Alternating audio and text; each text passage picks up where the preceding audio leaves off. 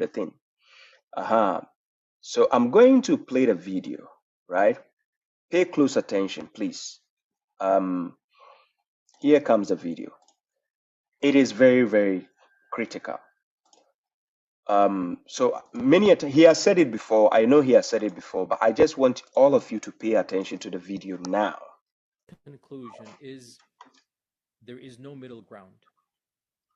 And historical critical method and isnad analysis are two diametrically opposed ways of looking at early Islam and reports, and I don't find much commonality between them as of yet.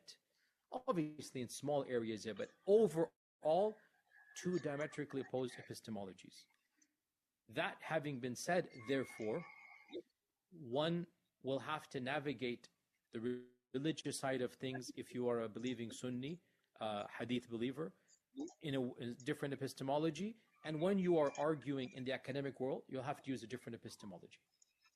So the sound is very low. I'll increase the sound so people can hear. In some areas, they agree or disagree. I want to refix the sound. They're diametrically opposed.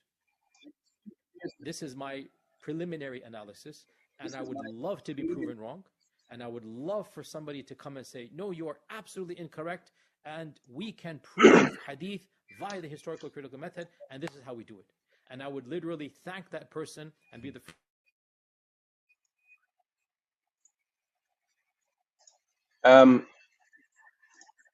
guys, bear with me. I'm very sorry. I think this version I'm playing, the sound is very, very weak.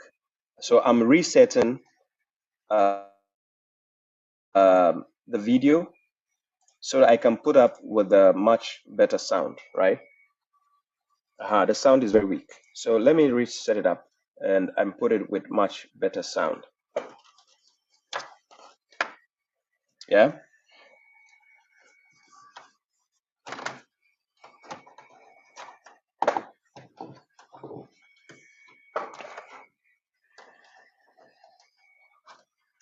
Yeah, it's almost done. My voice is much higher. I put my voice down because I think I increased the volume for the voice, so my voice is very loud. Yeah, I'm just trying to convert the video to make the sound very high so that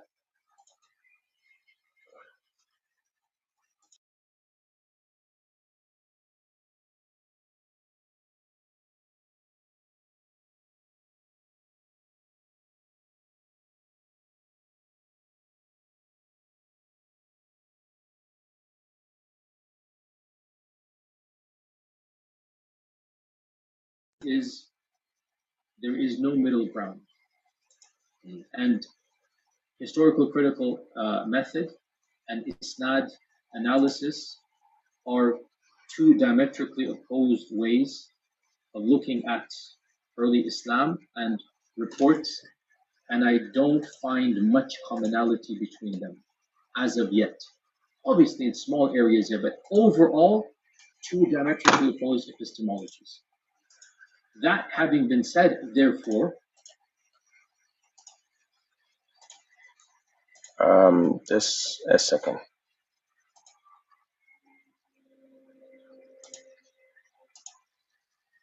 conclusion is there is no middle ground. No, not you. Not this one. This one.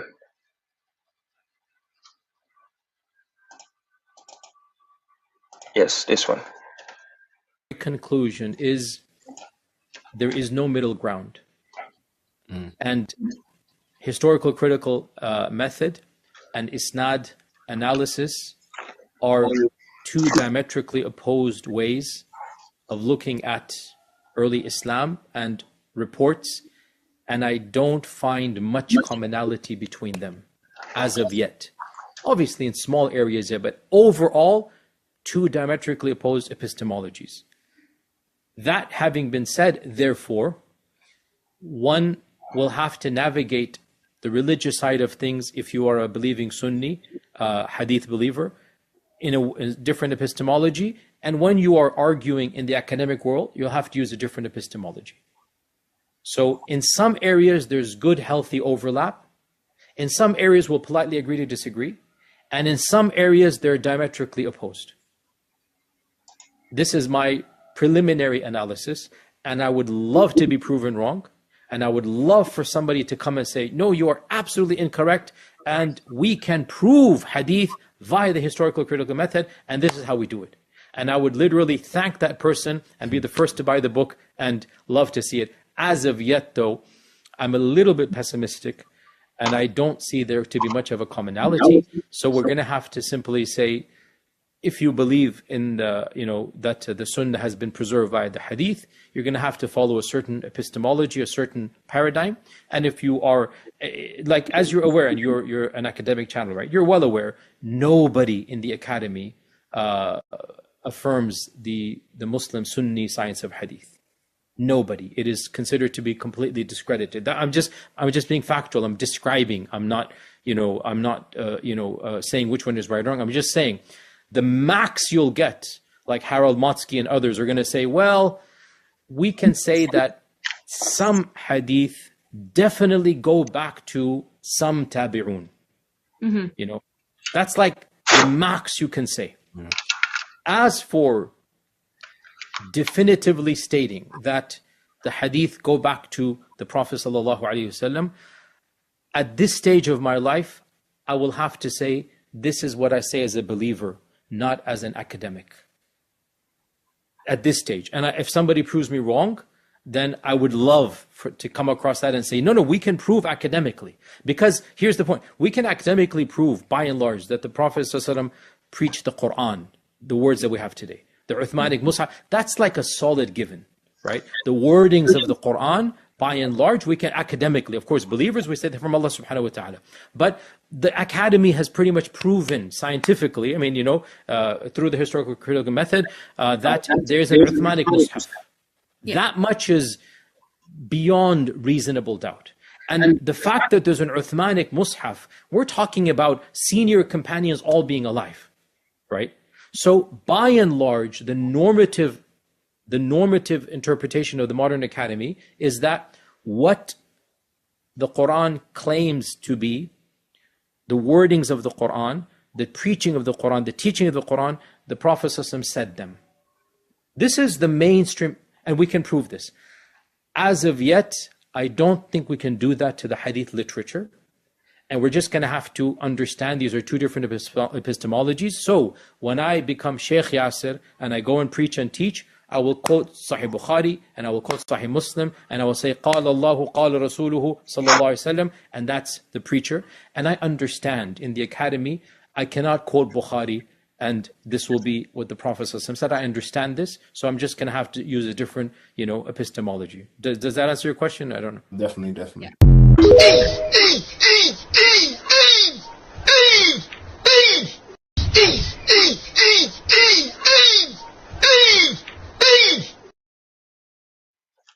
You see, guys, the reason why this video is very, very, very important. These same people will be coming for your neck. If you as an outsider say something similar, they will be coming for your neck. This is God's doing. This is from within. Right? This is from within. They and their people confessing with their own mouth. So we call this from the horse's own mouth, right? This is what we term it as, from the horse's own mouth. This video you just watched, you see how he put his hands on the Quran by giving you thumbs up that the Quran can be traced back to the Prophet, right?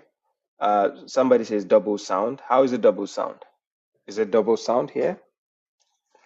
Mr. Moore says double sound. Double sound? Mr. Mo, I think it's from your side.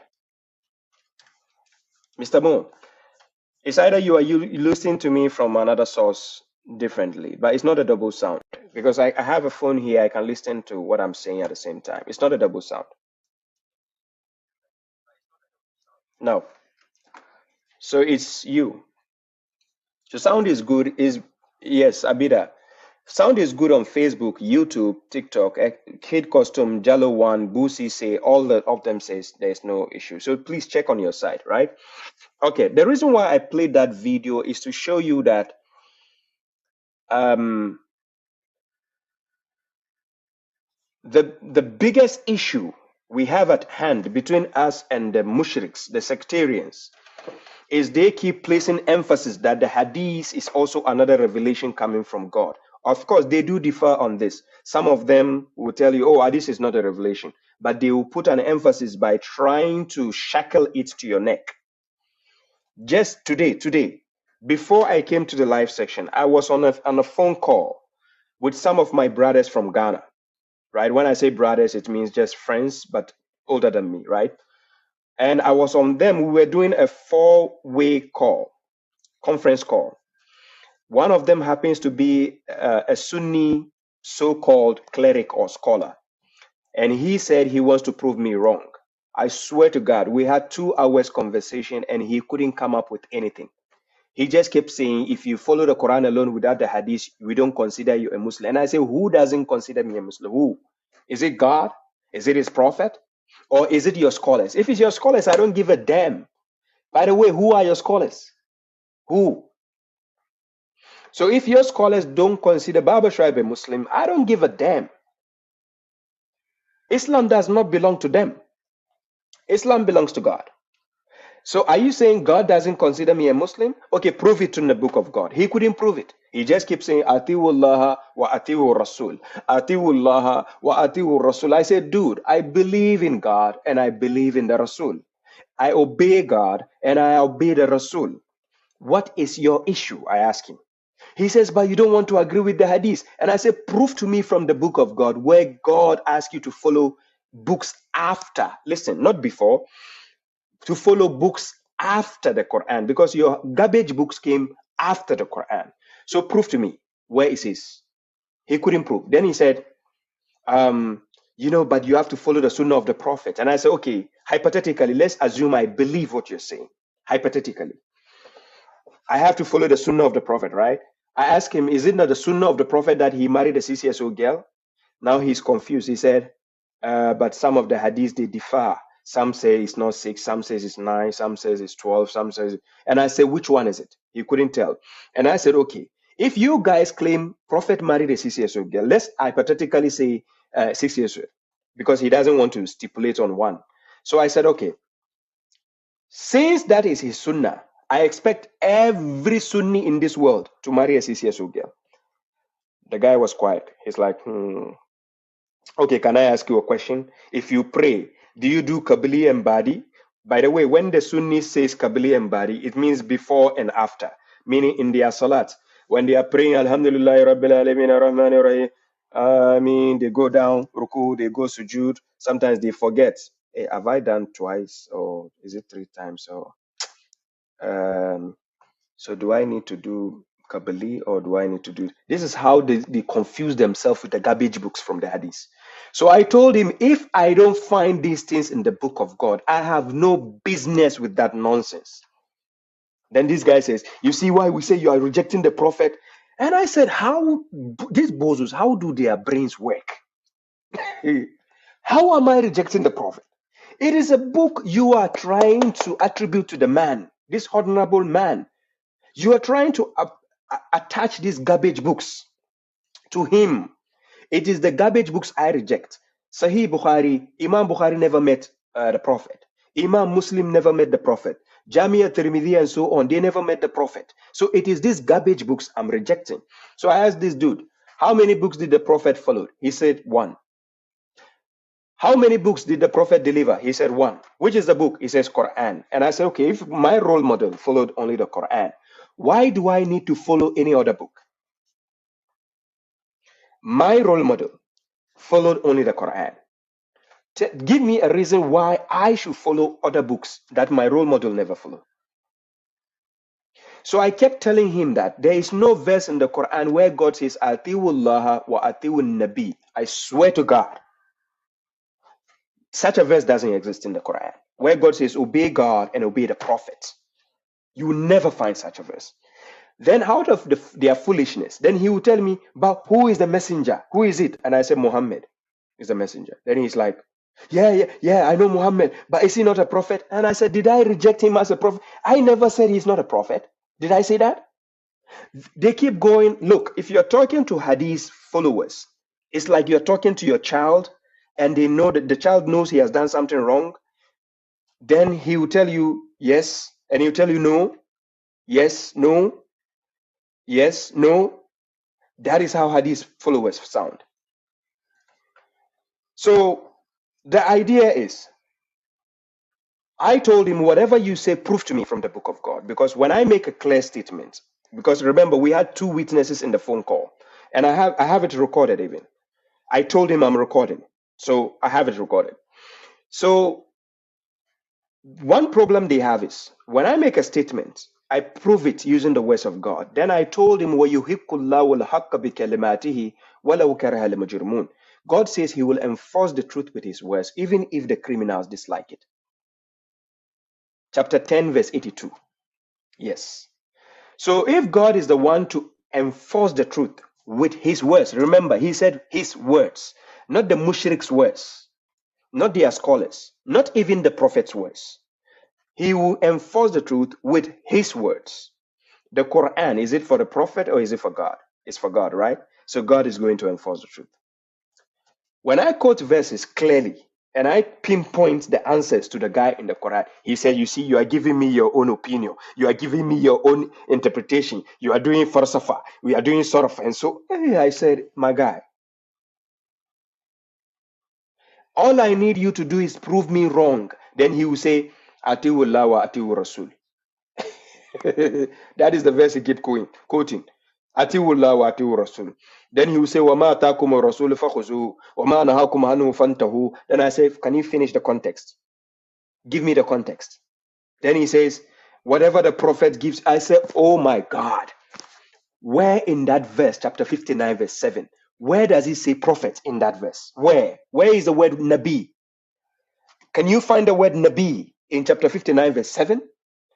Then he will tell me, but the messenger is still, and I say, you don't know more than God. If God says Rasul, leave it Rasul.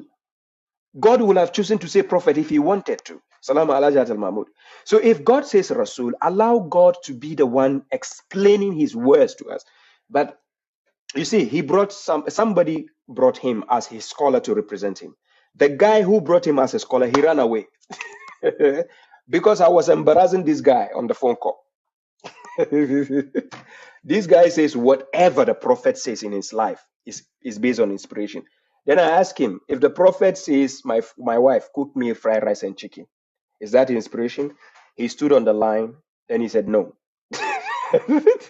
He started laughing at himself.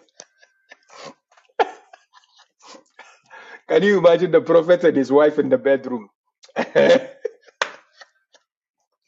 Oh my God. These mushriks, I don't know.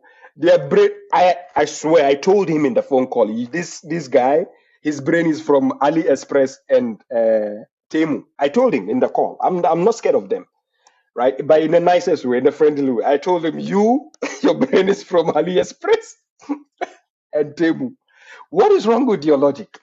This guy says the prophet never says anything out of opinion or out of his desires. And I said, dude, don't your hadith books even say that sometimes he passes on judgment and then the verse will be revealed to him, then he will call them back and say, hey, guys, come. God has revealed the right answer, come. So the first answer he gave, where was that from? Then the guy said, yeah, he used his opinion, but God corrected it. Then the one who brought me to face him said, but that is what my sheikh is saying. My sheikh says the prophet can speak from his opinion. You said no. But now you are affirming that, yes, he can speak from his opinion, but God fixed it. And I said, dude, I can take you to the Quran, chapter 66, verse 1. Ya ayyuhan nabiyyu, lima tuharrim ma ahallallahu laka tabtagi mardata azwajik, wallahu ghafurur rahim. Chapter 66, verse 1. God asked him clearly, why do you prohibit what God has made lawful for you? Why? Why do you prohibit? Yes, salam to you, Zamani Badiu. I was with this brother on the call. This brother, Zamani Badiu. He called me to represent him. And this other guy was just making a mess on the phone call. I'm serious. Look, the guy who brought the other guy who's supposed to be Leonard, he ran away and left his scholar. He didn't never came back till we ended the call for 2 hours. He never came back. He abandoned his scholar and he ran away. So in the call, I made a vow and I told him, look, not today, not tomorrow, not even your top scholars can come and disprove Baba Shaib. I told him in the phone call. Then he says, yeah, we don't consider you a Muslim if you don't follow that. And I said, that is your opinion. I respect that. It's opinion, fine. Because that is what your scholars have been saying. Even tomorrow they will say the same. I don't care. Let them keep saying that. But can they prove it in the book of God? Nay. Nay. Indians, I borrow your, is in Nahi. Nahi. They can't. I'm serious. We even extended hands and gave him invite that I'll be on live session right now. He should come. I promise you, he is nowhere to be found. You will never find them. No, no, no, no. They are scared of the world seeing their mess. I'm not joking with you. This is why the likes of Mohammed Hijab and so on will be shivering. This is the likes. That is why people like Farid Response will be hiding in the comment section. They look, Farid Response, he knows me very well.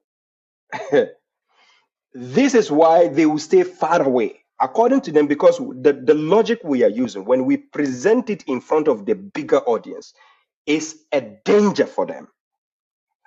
I'm serious. When we present the logic we have to their bigger audiences, it's a danger for them. Because then, guess what? Guess the danger. When we present that logic in front of their audiences and we leave, now their audience will go home reflecting and they are like, but what that guy said is true. See, he asked our scholar a question. Our scholar is sweating. I think we need to ask more. Let's ask the scholars more because they have to prove that point. Because so what they do to their followers. Thank you very much, Lima Imrada. I appreciate that. What they do to their scholars is, sorry, what the scholars do to their audiences. I'm going to show you what they do. They will not face us directly. Of course, they will face the lay guys, the laymen. They want to face that. But they will not face us. What they do is they will go in the mosque, in the podiums, conference centers, and tell their audience, when you meet them, ask them this. Ask them this. Ask them, how does he pray? Ask him, how does he do his fasting? Ask him with that, how that. They ask their audience, right? They ask their audience, and they will tell their audience to come and ask us. This is what they do. Oh, the strength of my, what is wrong? My network? Okay. They will say, ask them, ask them. But instead of them coming face to face and face us, because look, the best thing your scholars should do is face us and crumble us. So that's it. Yeah, the voice is breaking up, right?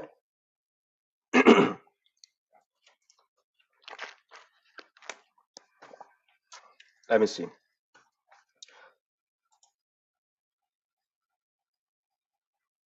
Yeah, it's telling me to use the router because I think today the network on this side was having a slight problem. Let me try to put the cable, the route to connect to the router.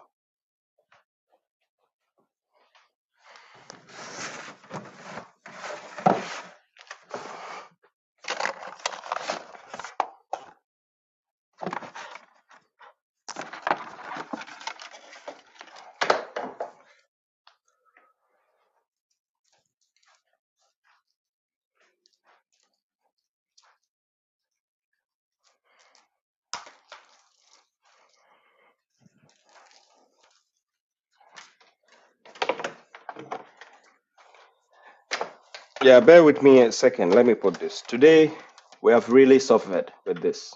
It's good, Baba. What the heck? I know. I can see a signal here showing me the signal. The strength is down a bit. So the better I do this is better. Yeah.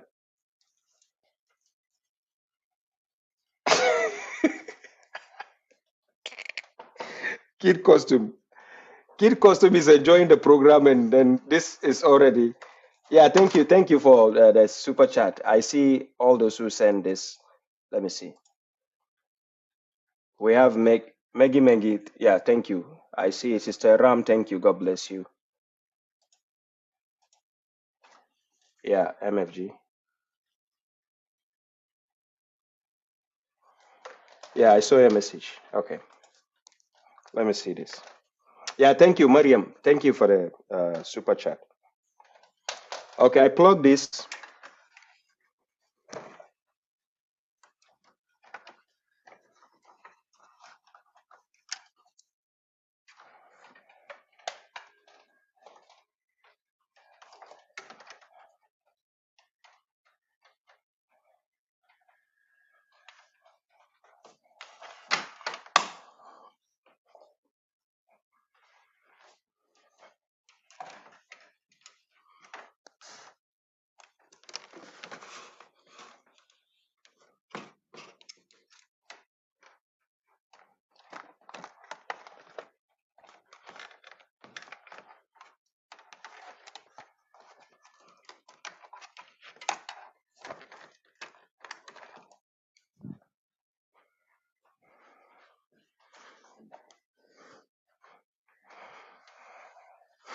Yeah. So now I'm connected to the main internet, so the strength of the network should be strong enough, right? Okay. So I was just narrating to you what happened today.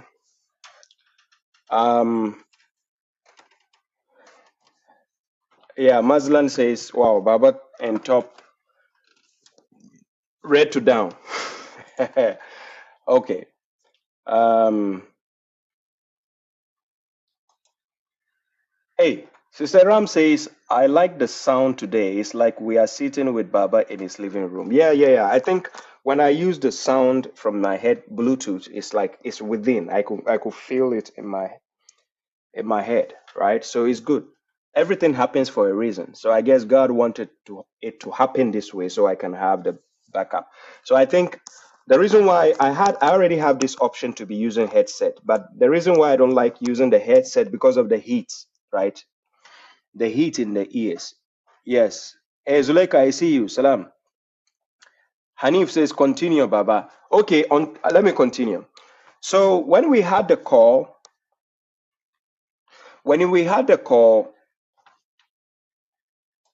I wanted to prove to the guy that the hadith, his own hadith books, says that the Prophet married a CCSO girl. That is Sahih al-Bukhari 5134. So he asked me for the reference, and I gave him the reference, and I'm like, check. I said, check. Then the guy is telling me to quote the hadith. Then I said, oh, dude, I gave you the reference, so you open it and check. Then he said he wants me to recite the hadith for him. And I said, oh my God.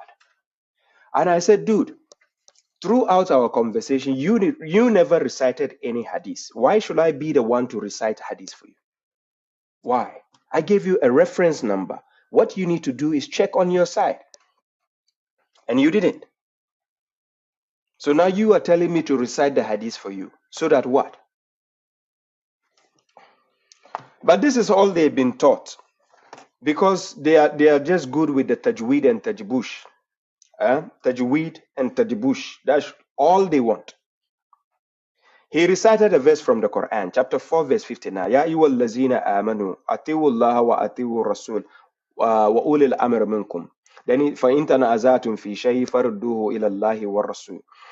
Now, this verse, he quoted this verse.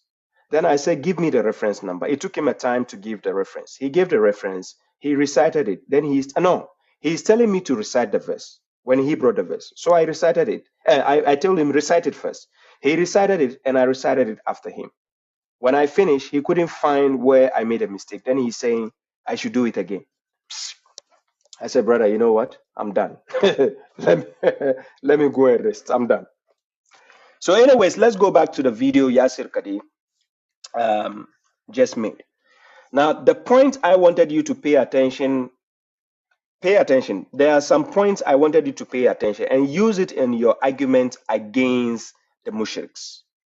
Please use it against the mushriks. When you are making an argument, when you're having an argument with the mushriks, please use it against the mushriks. So pay attention. Conclusion is there is no middle ground.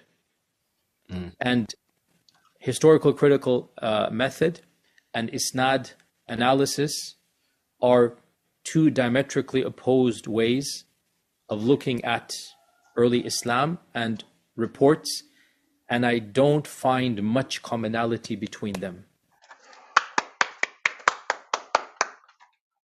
Where is this? Let's do this first. A round of applause for Yasir Qadhi for being that bold.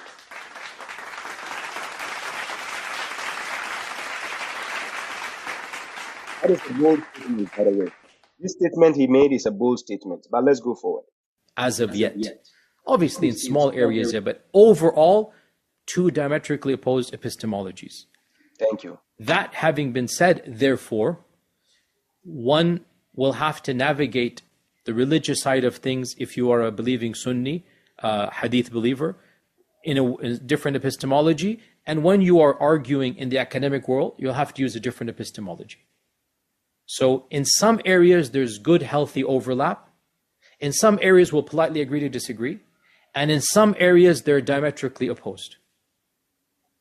This is my preliminary analysis. And this is when the sectarians bring you certain hadiths when it happens to be in conformity with what God says, and they think they have the urge to tell you that, oh, you have to accept all the hadith books. What? Just because you say something which is in line with the Quran doesn't necessitate your book is from God. This is the logic they don't understand. Just because they said something from the hadith, which happens to be in line with the words of the Quran, does not necessitate that it is from God. So our claim is, if it is not from God, we don't need it. That is what we are saying. These people will be bashing Yasir Qadhi for this. They did it to him before. He mentioned this when he says they are holes in the narrative. They attacked him for it. Muhammad Hijab and so on, they all came for this guy's neck. Uthman Farooq and so on, they all came for this guy. And this guy, this video again, please, the Muslims of the Quran alone community, let's make this trend so that the mushriks will see it again and go for him. He is part of them. So let them handle him. It's none of our business. I would love to be proven wrong. And I would love for somebody to come and say, no, you are absolutely incorrect. And we can prove hadith via the historical critical method. And this is how we do it. So this is my line of argument. This is what I like about challenge and argument. This is what it's about. That is why Musa alayhi salam had to go and face Fir'aun and his magicians to establish the truth. You say somebody is wrong, go and sit down with the person, present your evidences. Then the person will present his evidences. Then we will see who is wrong. That is the line of argument Yasir Qadhi is proving right now. He would love to be proven wrong. This is how to establish the truth. And this is what Baba Shoaib represents. When you are bringing an evidence, you are bringing an evidence to wipe out the falsehood. So if they are going to say Yasir Qadhi is lying, the best thing they should do is sit him down, present the evidences. You don't just stand far away and tell him he's wrong. You get the point? You don't just sit somewhere and say, oh, this guy is a kafir because he rejected the hadith. What? Muhammad Hijab himself told you the mushriks, the Sunnis, are the biggest hadith rejectors. I'm not joking. The video is there. You have it on my reels and shorts. He says they are the biggest hadith rejectors. And I would literally thank that person and be the first to buy the book and love to see it. This challenge he is putting out there is a dangerous one, but he didn't do it with on top of his voice so that it doesn't sound like he's attacking his own people. Yes, peace, Melanie, you're welcome. He did it this way so that it doesn't sound like he's attacking his own people. You know, the sectarians are his own people. So he has to do it, he has to say it nicely. That if anybody can prove him wrong, then he's willing to support the person and buy the person's book because he knows they don't have it to prove him wrong.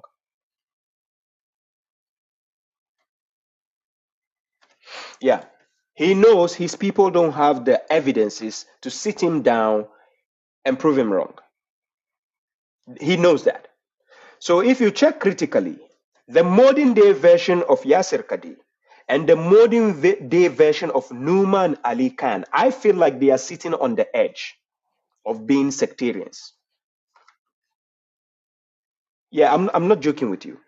I feel like the modern day version of Yasir Qadhi and the modern day version of Numan Ali Khan are sitting on two edges. So if you watch them critically and they are speaking, they are careful about the choice of words they use because they know how the scholars can come for their neck. Yes. So, but they know, they kind of know a lot of things that people don't know. The reason why I mentioned Yasir Qadhi and Numan Ali Khan has expertise in the Quran, whilst Yasir Qadhi has expertise in the Hadith books. When you go throughout the sectarians, these two people are top notch into the categories of being a sectarian. Numan Ali Khan is top notch in terms of the field of the Quran, whilst Yasir Qadhi is top notch in terms of the field of the Hadith. Yes. But these two people are sitting on the edges. I'm telling you for a fact. I've observed their videos. I've observed the way they speak. I've observed the way they articulate the things they have to present to the audience. But still, they are mushriks, right? Yeah, you know. Yeah, you can't take away from them. It's part of the DNA. They are still mushriks, right? That is the biggest thing God hates. To be a mushrik. Yeah, but they can be nice people, but still mushriks. Yes. So that one, there is nothing you can do about that. So not until they denounce the act of being mushrik, then we can say they are one of us. But other than that, still mushriks. Anyways, let's continue. As of yet, though, I'm a little bit pessimistic, and I don't see there to be much of a commonality. So we're going to have to simply say, if you believe in the... You see the conclusion he is drawing? So you are going to just much say, if there's a condition there, if you believe, so it becomes blind faith. Yes, hadith following is based on blind faith. Yeah, it's just blind faith. Hadith following is not based on facts or evidences. No, it's based on blind faith. That's how hadith following. The scholar said we should follow. That's it. No backing, no backup. The Quran doesn't even back up these hadith books they follow. The Quran doesn't. Yes, that the Sunnah has been preserved by the Hadith. You're going to have to follow a certain epistemology, a certain paradigm. And if you are, like, as you're aware, and you're an academic channel, right? You're well aware. Nobody in the academy affirms the Muslim Sunni science of Hadith. Nobody. It is. That is why they hate the Western world. Because the Western world challenges the narrative and the status quo of whatever hadith they are trying to present and saying the science of hadith, the isnad, the mutawatir hadith, these are all nonsense. And out of their foolishness, they will tell you, oh, we can trace some of the hadith to the tabi'in, and to the hey, hey. Hadith where you have donkeys even narrating hadith. Donkey. They take hadith from donkeys even. Yes, I have the video. I saved it somewhere. Wallahi. Where did I save it? They have hadith where even donkeys give them hadith.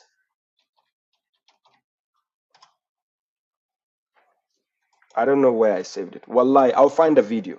I'll find that video. A donkey narrating hadith. Can you imagine? Considered to be completely discredited. I'm just being factual. I'm describing. I'm not saying which one is right or wrong. I'm just saying the max you'll get, like Harold Motsky and others are going to say, well, we can say that some hadith definitely go back to some tabi'un. Mm-hmm. That's like the max you can say. Mm-hmm. As for definitively stating that the hadith go back to the Prophet ﷺ, at this stage of my life, I will have to say, this is what I say as a believer, not as an academic. At this stage. And if somebody proves me wrong, then I would love to come across that and say, no, we can prove academically. Because here's the point. We can academically prove, by and large, that the Prophet ﷺ preached the Quran, the words that we have today. Guys, I will find the video, please. I'll find the video of the donkey thing, but let me show you a quick thing here, so that you know that I'm not joking with what I just said. I'll find the video. I promise you, I'll find the video and play it. Maybe in my next live stream or this stream, whilst I'm streaming, I will be searching the video. But check this. I just asked something here. Check what I'm reading here.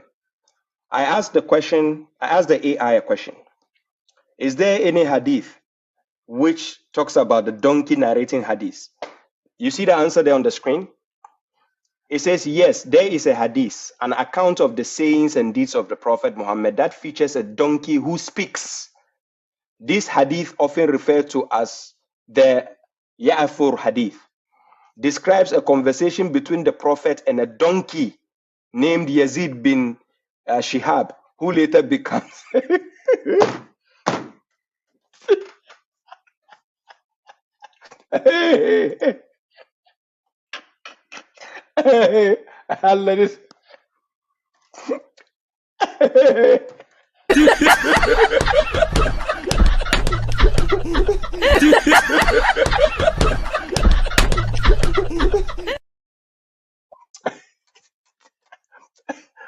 Guys, wallahi, God bear me witness. I'll find the video. I'll play it here.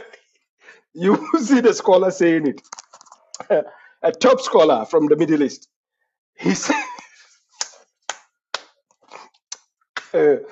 how can anybody in his right senses take these people seriously?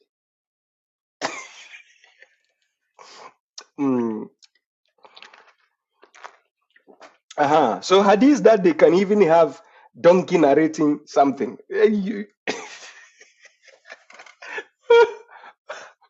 Melody, I'm not laughing. I'm not smiling. I'm laughing. This warrants laughing, not smiling, please. Smiling is when somebody tells you, oh, you look nice, then I can smile. This, I'm laughing. I'm laughing my lungs out.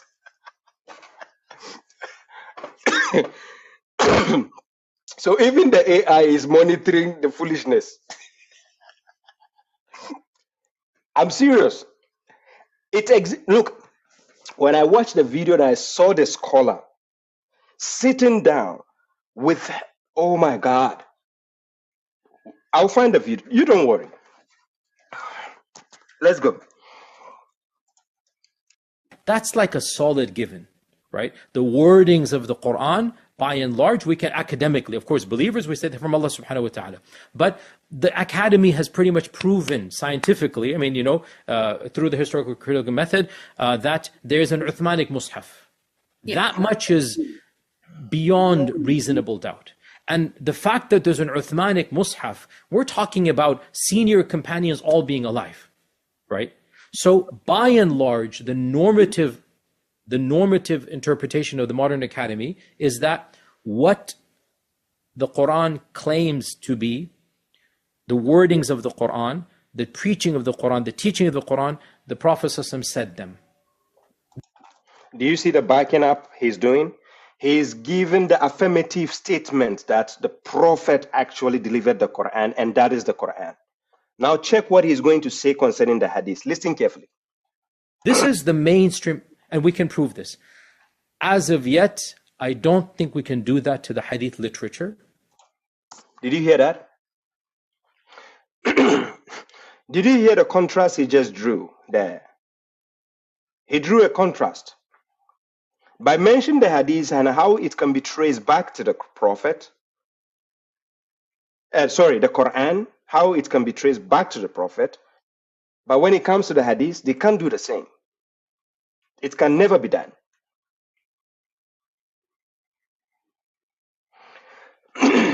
And we're just going to have to understand these are two different epistemologies. So when I become Sheikh Yasir and I go and preach and teach, I will quote Sahih Bukhari and I will quote Sahih Muslim and I will say قال الله قال رسوله صلى الله عليه وسلم, and that's the preacher. And I understand in the academy I cannot quote Bukhari and this will be what the Prophet said. I understand this, so I'm just going to have to use a different. Do you see? So here Yasir Qadhi is telling he's going to play neutral as a hypocrite because he knows he cannot prove it academically. But when he goes as Yasir Qadhi to preach to the people, he can say, Qala Allahu, Qala Rasuluhu, the Hadith says so, and he says so. That's it. You don't have an objection. Blind faith.